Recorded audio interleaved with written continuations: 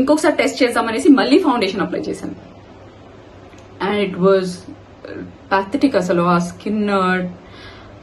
Skin texture కానీ, ఆ dry feeling కానీ, అసలు అది చెప్పడానికి I'm not able to express it properly.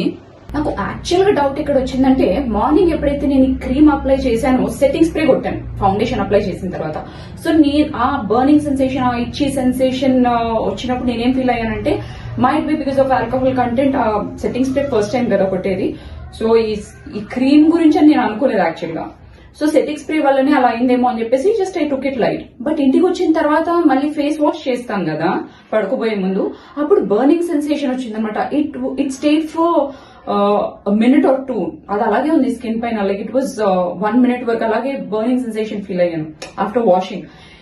అసలు మామూలుగా ఎప్పుడు అలా అవ్వదు కదా. సో అక్కడే నాకు డౌట్ వచ్చింది, పక్కా ఏదో తేడా కొడుతుంది అన్న డౌట్ వచ్చింది.